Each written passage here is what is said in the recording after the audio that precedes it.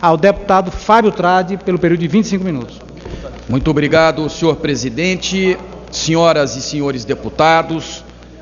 Este pronunciamento deveria ser feito na semana em que a Constituição Federal celebrou os seus 25 anos de casamento com a cidadania brasileira. Entretanto, por sucessivos adiamentos, eis que, coincidentemente, nesta data, houve a oportunidade para que eu pudesse fazer deste pronunciamento um marco de celebração de uma causa tão importante quanto a democracia, que é aquela da República Brasileira, que nós comemoramos no dia 15 de novembro. E antes de começar, quero dizer, senhor presidente, que me honra sobremaneira ser prestigiado por um deputado da estatura de Mauro Benevides, ele que vivenciou a rotina dos trabalhos da Constituinte e foi um dos artífices na estruturação principiológica da Constituição Cidadã. Dizer a Mauro Benevides, ele que é fonte de inspiração para essa geração de jovens políticos que estreia no Parlamento Brasileiro, que a sua presença dignifica, honra, eleva, exalta e enaltece o discurso deste modesto parlamentar. Vossa Excelência permite, deputado? Vossa Excelência me traz a colação afetiva nesse momento, exaltando aquilo que possa ter sido o meu esforço para cumprir o dever, e muito mais do que o dever, uma delegação que eu recebera do povo cearense, pela manifestação soberana das urnas de 1986. Mas Vossa Excelência, quando me ver nesse plenário, ou naquela cadeira que eu ocupava, na primeira vice-presidência, certamente Vossa Excelência relembra a figura do grande deputado Nelson Trade, o seu ilustre genitor, que desapareceu sim, mas deixou conosco aqui aquele exemplo edificante de dignidade, de competência, de lealdade e, sobretudo, de inexcedível espírito público. Vossa Excelência herdou dele também todos esses sentimentos. E nesta casa, nessa legislatura, Vossa Excelência já se impôs à admiração e ao respeito dos seus pares. Cumprimento a Vossa Excelência pelo início do pronunciamento que faz na tarde de hoje. Muito obrigado, deputado Mauro Benevides. Senhor presidente, senhoras e senhores deputados, o Brasil precisa de uma Constituição em que o povo seja o fundador por votação direta do governo e da lei. Bradava Ulisses Guimarães com a força de sua desassombrada voz em defesa da Assembleia Nacional Constituinte. 25 anos depois da promulgação da Constituição de 1988, a nação, agradecida e engrandecida, identifica naquele apelo libertário a profecia inspirada pela fé intransigente nas liberdades e que hoje se cumpre generosamente. Ensandecido de esperança, como todos os profetas, Ulisses Guimarães terá sido, sem favor nenhum, o Moisés que reconduziu toda uma nação sedenta de liberdade à terra prometida da democracia. E tal como o patriarca bíblico, não lhe foi dado ver o pleno florescer de seu extraordinário empreendimento. Tragou o mar. Logo a ele, Ulisses Guimarães, o argonauta que cavalgava sobre as ondas da barbárie, do arbítrio e da prepotência, e que em um dia de setembro de 1973, na convenção do MDB, que o lançava anticandidato a presidente da República, marujo, destemido e quixotesco, encontrou em Fernando Pessoa o alento para se fazer ao oceano das impossibilidades. Navegar é preciso, viver não é preciso, declamava emocionado.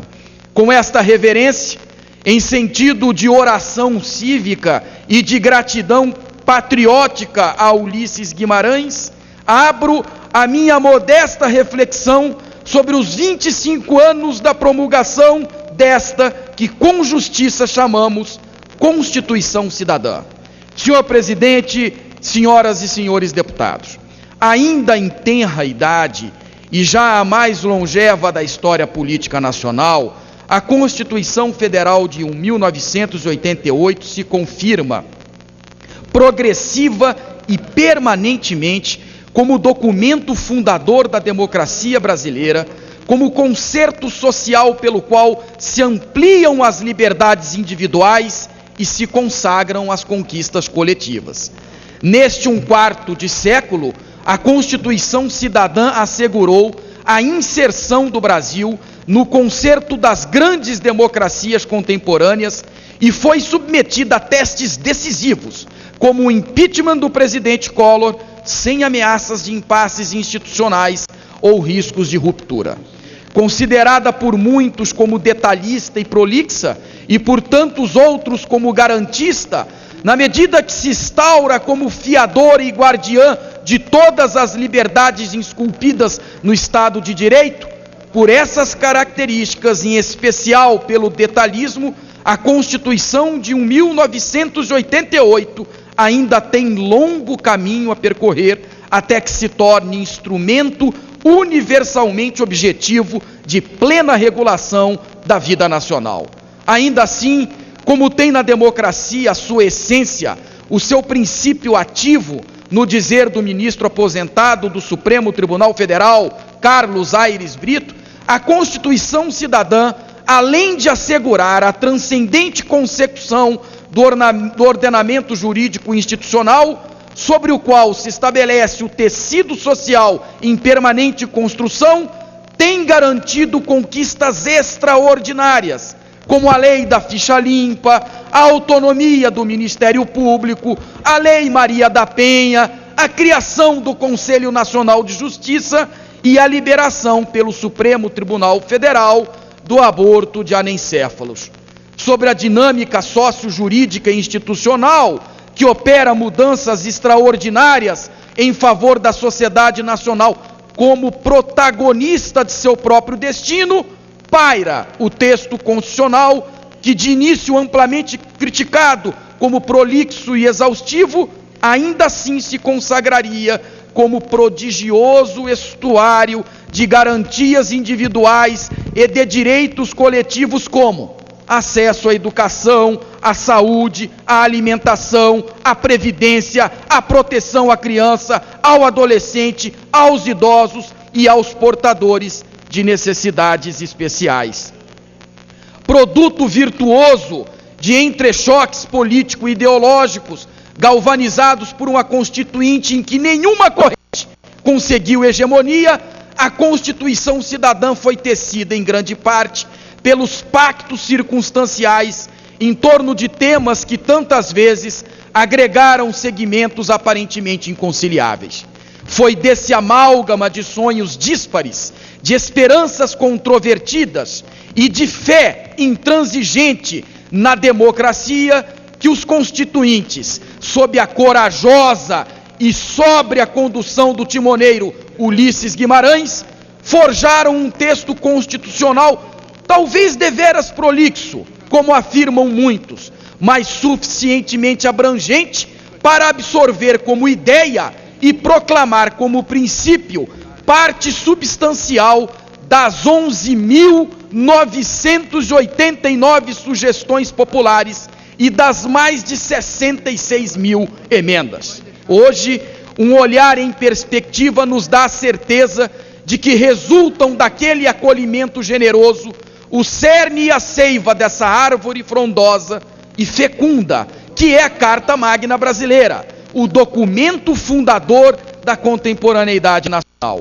O cerne, senhor presidente, que suporta e sustenta a natureza inquebrantável das cláusulas pétreas, herança ética e patrimônio cívico indestrutível das gerações vindouras. Seiva, senhoras e senhores deputados, capaz de nutrir e revigorar permanentemente a árvore benfazeja da nacionalidade, absorvendo os insumos contemporâneos indispensáveis de que são evidência as 74 emendas incorporadas ao texto constitucional.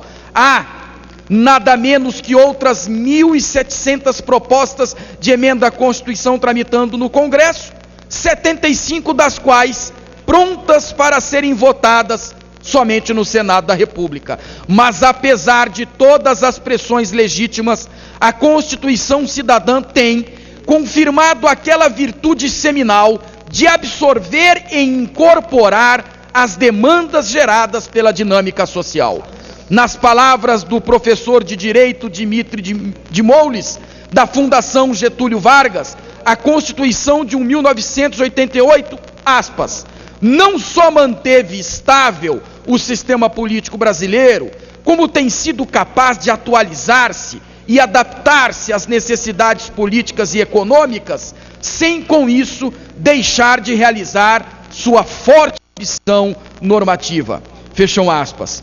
Aliás, essa forte ambição normativa e a vocação analítica, frequentemente apontadas como características negativas da Carta de 1988, decorrem exatamente do contexto histórico em que se deu a Assembleia Nacional Constituinte, quando a ditadura militar, em lenta e impenitente agonia, precisava ser conjurada e irrecorrivelmente sepultada. E mais ainda, julgavam os constituintes, com razão, que era fundamental anular qualquer risco de que os fantasmas do arbítrio pudessem um dia ressurgir das tumbas. Tudo isso impunha inscrever no texto constitucional todo o receituário jurídico institucional das precauções contra qualquer risco futuro ao Estado de Direito.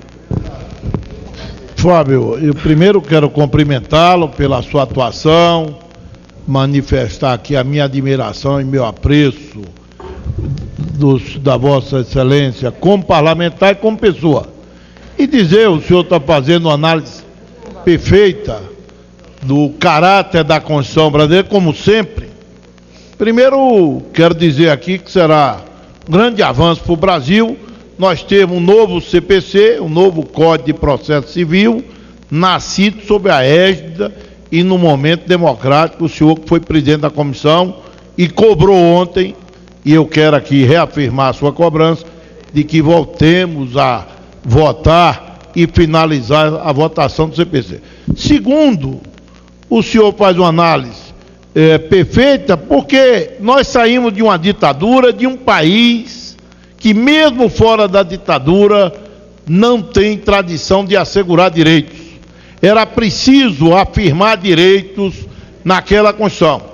E o artigo 5º dos direitos individuais é um dos mais prolixos, o artigo 7º dos direitos sociais também é prolixo e necessário que fosse, porque esse direito, mesmo afirmado, mesmo de forma analítica, mesmo de forma minudente, muitas vezes eles são negados. Então a Constituição brasileira, os constituintes de 88 acertaram, nós estamos introduzindo alguns aspectos que ainda precisamos fortalecer. A emenda diante do quadro cultural, político e jurídico brasileiro é natural que se faça diante desse texto que o senhor afirma como analítico e que o é necessário que façamos algumas emendas, inclusive, para aperfeiçoar o texto da nova realidade. Por exemplo, a imunidade ao livro.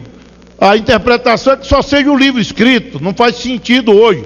Eu tenho uma PEC que torna imune o livro digital. O livro digital tem o mesmo papel que o livro escrito da Constituição original. Então eu quero parabenizá-lo pela perfeita análise que o senhor está fazendo dessa Constituição, que talvez seja a mais extraordinária obra da democracia brasileira, que o nosso ilustre Mauro Benevides ajudou a escrever. Agradeço à parte do nobre deputado Amaury Teixeira. Senhor deputado Fábio Tradi, me permita, numa breve participação, apenas reiterar as palavras ditas por Vossa Excelência. Temos realmente uma Constituição federal que tem a capacidade de ter permitido uma transição importante para o país, que saiu de um momento de ditadura para a democracia, e essa transição foi feita se respeitando as instituições.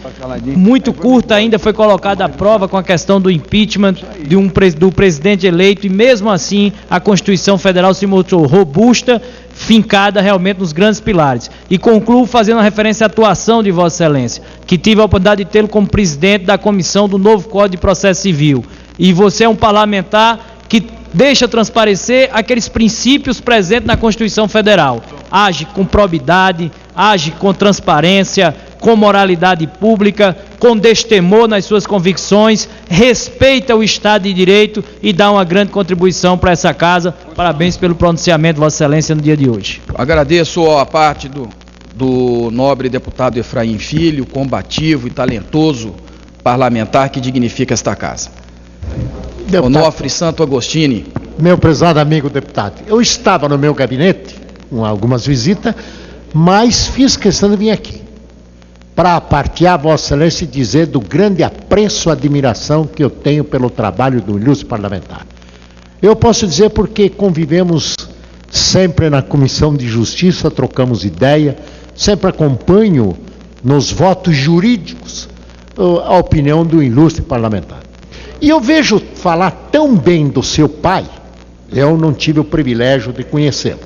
Mas vejo todo mundo, todos os deputados, inclusive meu amigo deputado Mauro Benevides, fala tão bem do seu pai, que eu imaginei que aquele ensinamento do meu avô, o pêssego cai debaixo do pessigueiro. Por isso, com essas palavras, quero dizer que, naturalmente, o pessigueiro, seu pai, foi muito importante para que o pêssego caia debaixo desse pessegueiro. Por isso quero cumprimentar Vossa Excelência. É uma honra muito grande, é um privilégio, é um prazer enorme ter Vossa Excelência como membro da Comissão de Justiça e eu poder escutá-lo, né, nos momentos que trata o assunto jurídico. Eu digo, vou ver o que o deputado Fábio vai votar. E acompanho sempre o seu voto. Por isso, parabéns, é um privilégio dessa casa ter Vossa Excelência como deputado. E pode ter certeza que o senhor tem muito futuro pela frente, pela sua idoneidade, pela forma amiga que o senhor age, mesmo na hora das brincadeiras. Sabe, deputado Osmar Terra, às vezes enquanto eu chego para o Fábio para descontrair o ambiente, digo, doutor, deputado, você está a favor do povo ou está contra o povo? Eu sempre estou a favor do povo. Por isso eu quero cumprimentar essa grande figura, esse grande amigo. Parabéns, deputado. Muito obrigado pelas generosas palavras, querido Onofre Santo Agostini. Deputado Osmar Terra. Eu não poderia me furtar, deputado Fábio Tradi, vendo o seu pronunciamento, a me manifestar, fazendo coro com o que o deputado Onofre Agostini falou. O senhor é motivo de muito orgulho para a nossa bancada do PMDB, é motivo de orgulho para esse parlamento, é daqueles deputados que enobrecem a função, né, de parlamentar. Nesses tempos difíceis que tanta coisa se fala e tanta acusação se faz contra o trabalho do parlamento brasileiro, o senhor é daquelas referências que nós temos, de poder dizer de peito aberto, não, o parlamento tem o Fábio Tradi, que é um exemplo de conduta ética, moral, seguindo os passos do seu pai, nosso querido Nelson Tradi, e com uma inteligência, com uma competência pouco vista aí dentro dessa casa. Então, a sua presença aqui nos enche de orgulho e eu tenho certeza, na mesma direção que falou o deputado Onofre Santo Agostini, nós vamos ter na sua pessoa uma liderança nacional muito importante, já é e será cada vez mais, vai ser realmente uma das grandes revelações da política brasileira. Então eu tenho muito orgulho de ser seu companheiro, de estar junto nessa caminhada, né? Um grande abraço e continue com essa sua postura e com essa sua visão ampla, demonstrada nessa análise que está fazendo da Constituição brasileira. Na certeza de que Vossa Excelência, deputado Osmar Terra, é uma das nossas referências éticas no parlamento brasileiro. Muito obrigado pelas generosas palavras. Deputado Mandetta. Deputado Fábio Tradi. Seu primo, né, deputado? Seu primo, agora que fui saber. Sem nenhuma concessão ao nepotismo, que foi eleito e votado pelo povo. É uma tradição na família se submeter ao sufrágio popular. O desafio geracional que Vossa Excelência aponta assinado em 1988 na Constituinte, encontra na sua plena efervescência quando se falam tanto em PECs, quando se falam tanto em revisões de Constituição, e eu vejo que desde a UERJ do Rio de Janeiro, desde a atuação de Vossa Excelência com o ministro Sepúlveda Pertence, desde a sua formação constitucionalista, já se vislumbrava uma defesa intransigente do povo e dos princípios constitucionais. Fábio nasceu e foi criado no âmbito de uma família libanesa e italiana. Da italiana, do nosso avô, no meu caso paterno e dele materno, nós dois sorvemos a garra do Guaraná Tupi, do seu Hércules Mandetta, o saudoso Babu, e da cepa libanesa do cônsul Assaf Tradi, toda a educação, todo o berço da colônia libanesa. Eu tenho muito orgulho de ser da bancada de Mato Grosso do Sul, junto com o deputado Fábio Ricardo Tradi, e tenho certeza que não só lá do céu, meu saudoso tio Nelson Tradi olha com muito carinho esse momento, como todos aqueles que votaram, que são seus eleitores, que compartilharam o sufrágio na urna, estão muito orgulhosos do exercício parlamentar de Vossa Excelência. Parabéns pela análise constitucionalista. Muito obrigado pelas palavras do talentoso e combativo parlamentar, deputado Mandetta. E eu, pedindo vênia aos que me apartearam, retomo a sequência linear do nosso pronunciamento, asseverando que, naquela circunstância, senhor presidente, projetavam o texto da futura Constituição como um atestado de óbito da ditadura militar e também como certidão de nascimento do sistema democrático. Ulisses Guimarães, de novo e sempre ele, observava que a grande força da democracia é confessar-se falível de imperfeição e impureza, o que não acontece com os sistemas totalitários que se autopromovem imperfeitos e oniscientes para que sejam irresponsáveis e onipotentes. Para que a Constituição de 1988 se consagrasse como a Carta de Restauração da Nacionalidade e de Redenção Social, bastaria que tivesse assegurado ao povo brasileiro as liberdades fundamentais, depois de mais de 20 anos de arbítrio, devolvido o voto direto, banido a tortura e revogado a censura. A Constituição cidadã, porém, avançou muitíssimo mais na construção dos fundamentos do que bem se poderia designar de novo contrato social da nação, e empenhada na consagração definitiva daqueles princípios no cotidiano do cidadão, acabaria em flagrante exagero por constitucionalizar todas as matérias do âmbito jurídico, assim como o direito econômico e a questão tributária, confirmando também aqui a sua marcante inspiração garantista. Contudo, se o fato de ser muito grande ou detalhista se justificou pelas circunstâncias político-históricas de então, a magnífica herança de um Estado democrático de direito, consignado na Carta de 88, nos impõe a esta nossa geração de congressistas o desafiador e honroso tributo de enxugar o texto constitucional.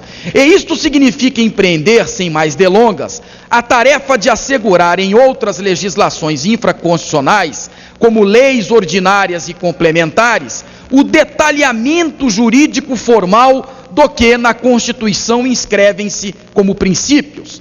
A legislação ambiental é bom exemplo de como é possível, com vontade política e compromisso efetivo da sociedade, construir uma estrutura legal capaz de fazer valer os mandamentos de natureza constitucional.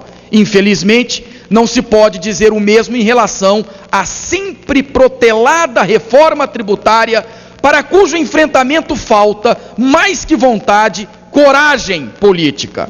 Uma carga de impostos equivalente a 36% do PIB é economicamente escorchante, socialmente perversa e politicamente insensata, mas ainda assim os poderes legislativo e executivo se tornam cúmplices em um processo de incompreensível protelação da reforma tributária. Senhor presidente, senhoras e senhores deputados, ao longo destes 25 anos foram feitas 80 mudanças no texto constitucional e muitas outras cobram urgência, dentre as quais a mais inadiável talvez seja a refundação do Pacto Federativo com a garantia de maior autonomia, sobretudo financeira, para estados e municípios.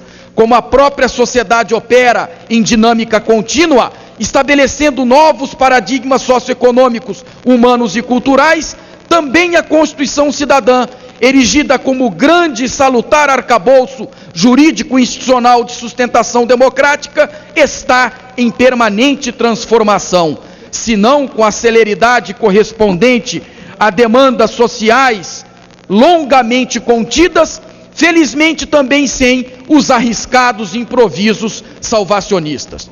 Por isso mesmo, quando o Brasil comemora o primeiro quarto de século do texto constitucional, que assegurou o reencontro generoso entre Estado e nação, o fim do arbítrio e da prepotência, substituído pela comunhão das liberdades, é bem a hora de conjugarmos todos os esforços, de articularmos todas as consciências lúcidas, para que ainda nesta década zeremos o vasto déficit de regulamentação do texto constitucional. E esta atribuição é intransferível, é inadiável do Congresso Nacional.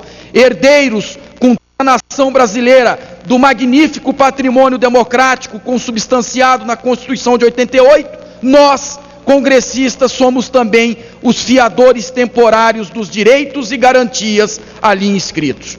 Portanto, a nossa responsabilidade histórica é a de valorizar esta extraordinária herança, transferindo às futuras gerações, definitiva e organicamente articulada com o cotidiano do cidadão, com as demandas coletivas e com as aspirações sociais mais complexas. E faço um apelo ao presidente para que, sendo generoso comigo, devolva-me pelo menos o tempo que foi tomado antes do proêmio do meu pronunciamento. Pelo grau de complexidade institucional e mais ainda pelo alto poder de radicalização de antagonismos político-ideológicos que contém, tais propostas, ainda que de forma indireta, acabam por retardar indefinidamente as mudanças que bem podem ser asseguradas por emendas à Constituição. Como já referido, a ossatura jurídica da Constituição Cidadã tem demonstrado solidez orgânica e flexibilidade institucional para absorver e incorporar, sem traumas ou rejeições, as mudanças demandadas pela dinâmica da sociedade, tanto daquelas inscritas como débito político já previsto, tanto daquelas inscritas como débito político já previsto no texto constitucional originário, quanto das tantas outras decorrentes das vertiginosas transformações próprias das grandes democracias.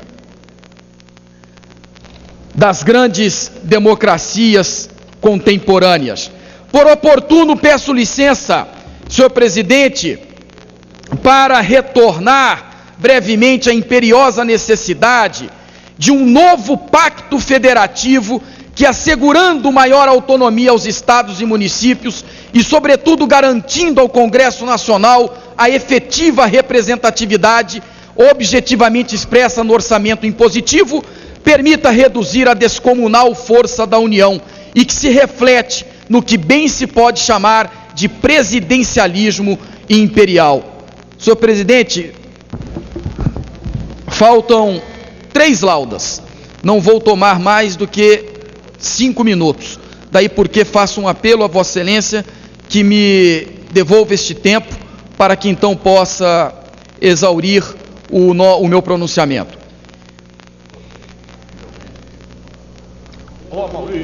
A menos que o Parlamento brasileiro ponha fim a essa aparente inapetência em relação aos textos constitucionais ainda não regulamentados, o Supremo Tribunal Federal continuará legislando no vácuo legal da renúncia do Congresso ao seu papel fundamental. E, obviamente, o Poder Executivo prosseguirá com a torrente de medidas provisórias que só confirmam e consagram o presidencialismo de inclinação imperial, ainda que não seja de vocação autoritária. Das imperfeições próprias dos regimes democráticos, de que falava Ulisses Guimarães, o Congresso Nacional tem o compromisso constitucional e ético de dar conta, corrigindo-as no texto constitucional ou nas legislações que o regulem, e lhe assegurem efetividade na vida do cidadão. As merecidas comemorações pelos 25 anos da Constituição de 88, as reverências aos constituintes, e aqui eu faço uma homenagem ao deputado Miro Teixeira, vice-presidente da Comissão de Reforma do Código de Processo Civil, que nos prestigia com a sua presença, ele que vivenciou a rotina das atividades da Assembleia Constituinte, no dizer de que 25 anos depois o Congresso brasileiro ainda não foi capaz, nós não fomos capazes de assentar no terreno generoso da realidade social e humana do país o conjunto de leis, o arcabouço de códigos e de legislações específicas capaz de mobilizar em instrumentos substanciais de transformação social aqueles princípios fundadores da democracia contemplados no texto constitucional de 1988. Para concluir, senhor presidente, analista, prolixa, detalhista ou de viés excessivamente garantista, a verdade irrefutável é que a Constituição promulgada há 25 anos assegura ao país o avanço de um processo democrático sem qualquer ameaça plausível de solavanco ou retrocesso.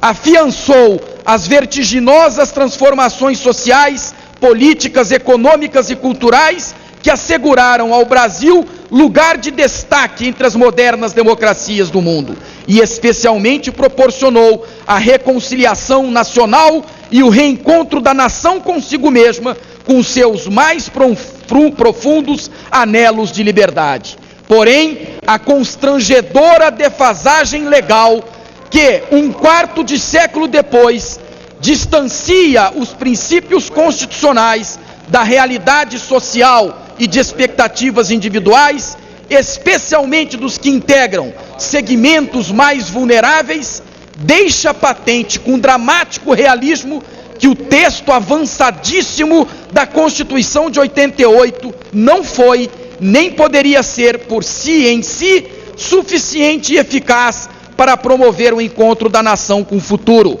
Concluo esta reflexão como abre com um reverente reconhecimento ao grande brasileiro Ulisses Guimarães, que há 25 anos proclamava: a Constituição certamente não é perfeita, ela própria o confessa ao admitir reformas.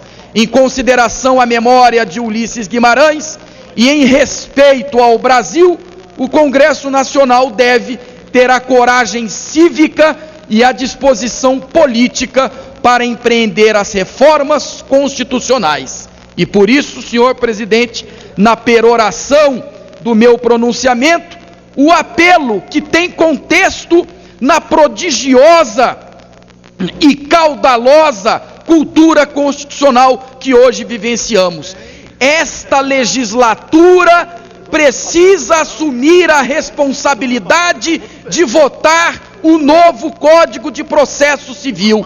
É, no dizer do presidente Henrique Eduardo Alves, a principal proposição desta legislatura, que dignificará e encarnará o aspecto legislativo desta empreitada que nós, protagonistas, precisamos cumpri-la para que não estejamos aquém dos desafios que assolam aqueles que, recorrendo ao judiciário, têm que suportar no mínimo 6 anos de espera para a concretização dos seus direitos.